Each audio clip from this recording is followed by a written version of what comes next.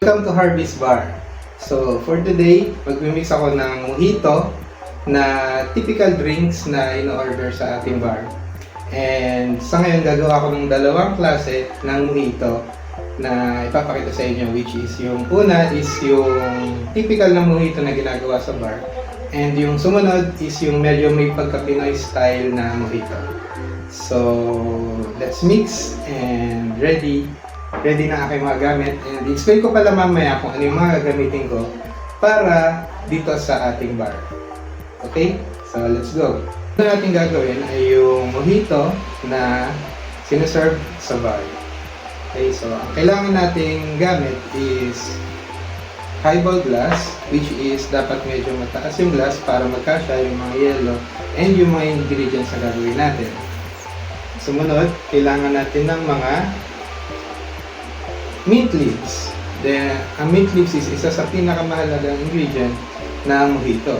So, dapat meron kayo nito, or kung wala naman, siguro okay lang din naman. Pero mas, syempre, mas kilala si mojito na merong mga mint leaves. Okay?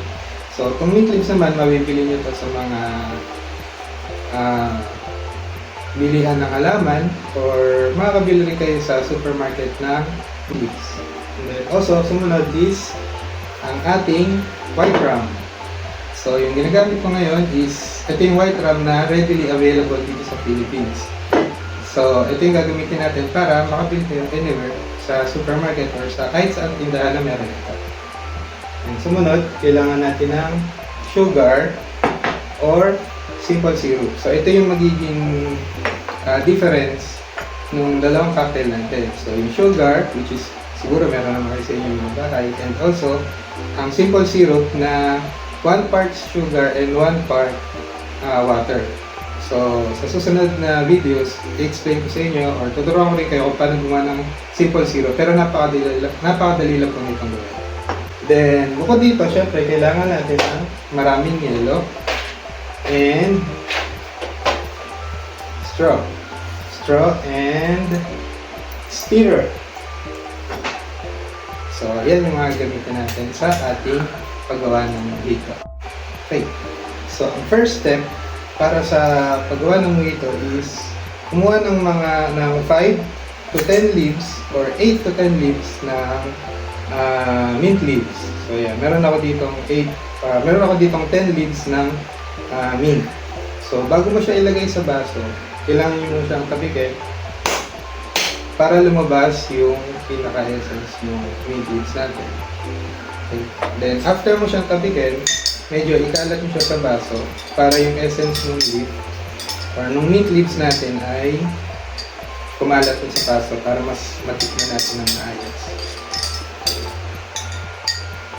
Then, after nyan, kunin natin, kailangan pala natin ng jigger para matakal natin ng maayos yung ating mga alak and yung mga liquid na ilalagay natin sa atin.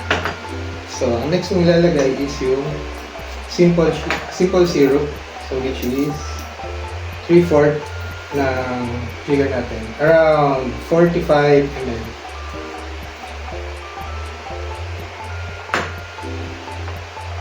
Then after nyan, ang ating white rum,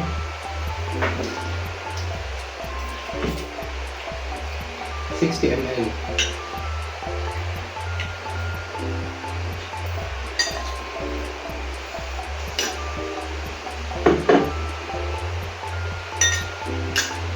Kapag nasalin natin dalawa, pwede natin siyang haluin.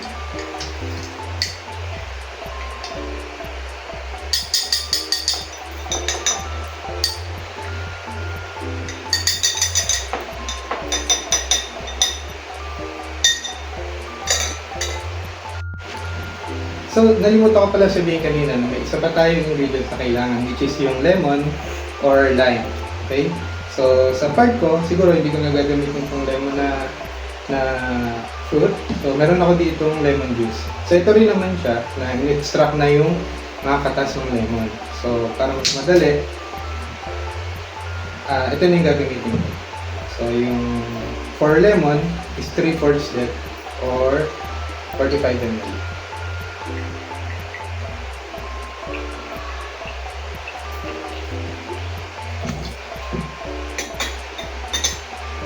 Then, haluin niyo siya ulit. Make sure yung meat leaves ay medyo nakakalat para maganda ang presentation.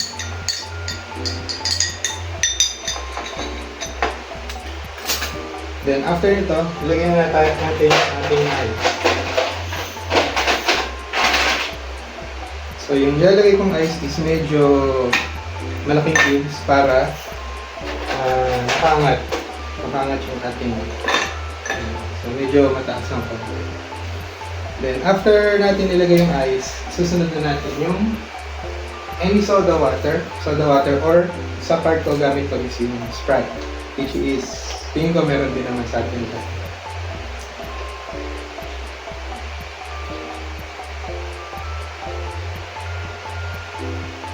Tuloy lang natin siya hanggang ganyan.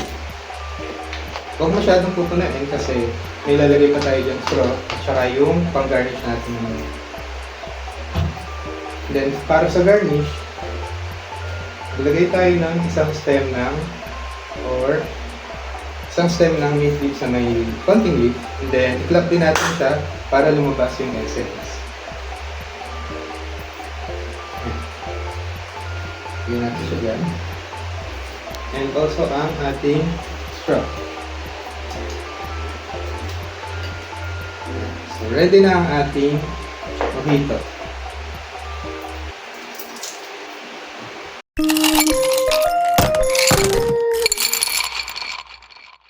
So, ngayon naman, ang gagawin kong sumunod na mojito pa rin siya.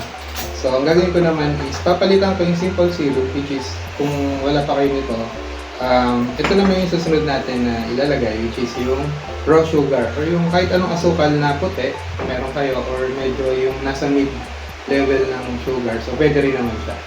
So mid level ng sugar, tapos kung wala kayong lemon, ang kapalit naman ng lemon is yung calamansi.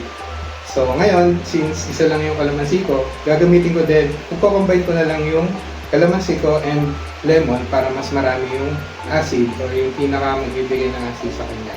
So hindi ko gagamitin ito ngayon, ang gagamitin ko is itong dalawa, calamansi at saka itong lemon. So kung calamansi lang gagamitin nyo, mas okay actually. So siguro mga 3 or 4 na calamansi. Okay? So firstly, katulad kanina, maglagay tayo ng 5 to 10 leaves, mint leaves. 10 mint leaves, then clap para lumabas yung kanyang flavor. Then katulad din kanina, lagyan muna natin siya ng sugar, siguro mga 2 to 3 teaspoon ng sugar. Sa akin, ilalagay ako ng 3 teaspoon.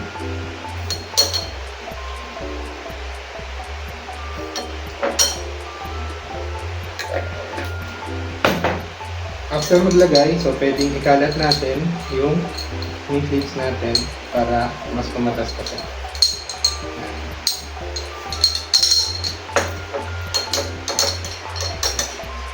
So mapapansin nyo, ang dami pang sugar sa bar spoon natin. So hayaan nyo lang siya. So mamaya may hahalo din naman natin siya. Okay. Then sumunod is 6 ml ng rum, white rum. Which is ang gamit natin ngayon is white rum.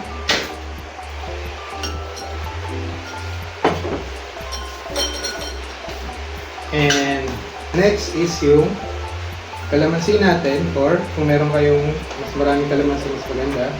So sa part ko, kuha ko lang ng isang kalamansi.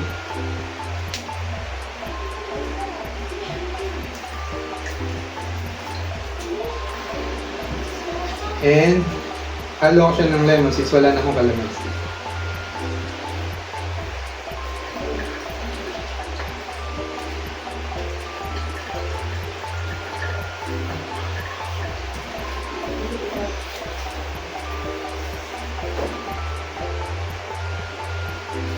Since nagamit naman natin yung kalamansi natin, so gamitin na rin natin siya as garnish mamaya.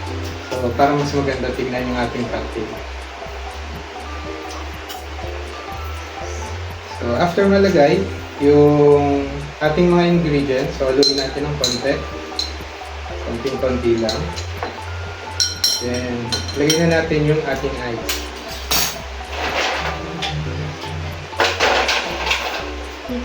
So, ang gagawin ko ngayon, lalagay lang ako siguro ng sa dalawang ice. Yung ginamit natin kalamansi kanina, pwede natin gawing garnish. So, sa part ko, lagay ako, binaliktad ko yung kalamansi. Ayan.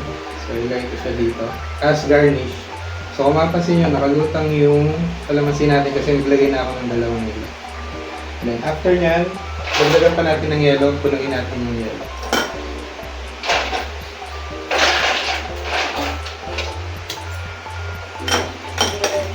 So, kung medyo maselan kayo, so huwag nyo kamay yung yelo. So, pwede kayong gumamit ng tong. So, since ako rin naman iinom nito later, pinamay ko na lang yung yelo. And then, sumunod, this.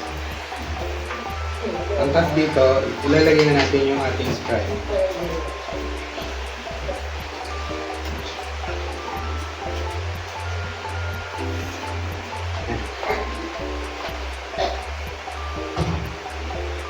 Then, i-mix natin ng konti para yung mga juice sa ilalim is medyo lumutang. So, garnishan din natin siya ng mint leaves, mint stems. So, i-garnish natin, love din natin. Then, so, ready tayo ng sauce.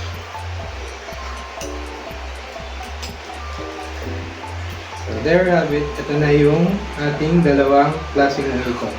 Ito yung lemon na may mojito and this one is yung may kalamansi na mojito.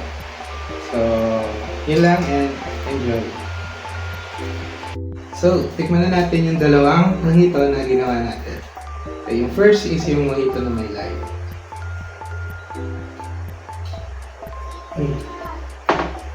So, yung mojito na to is medyo may konting bitterness kasi ang ginamit natin sa kanya is yung pure lemon and may mga, yung artificial na lemon ang ginamit ko, so medyo mapait pala siya. Pero actually masarap siya. Masarap siyang drink din. And ang tip ko lang sa kung inom kayo ng mojito tapos meron siyang garnish na mint is amuyin nyo muna yung mint kasi ito yung magiging flavor profile niya. Then, pwede sa kanya siya isip. Yan. Napaka-refreshing ng drink ito. And yung sumunod is yung mojito naman na may raw sugar and yung may calamansi. So, ito is, I think, Pinoy version ng mojito. Okay. So, tingnan natin. I think, mas masarap itong isa kasi yung nilagay natin sa kanya is raw sugar. So, actually, natitikman ko pa rin yung raw sugar. So, kapag sinip mo siya, may mga sumasamang raw sugar which is nakadagdag siya sa texture ng drink. And which is napaka-tasty, napakasarap ng hanggang ngayon. So, I think mga 5 or 3 minutes na siyang nakababad and hanggang ngayon, buo pa yung sugar.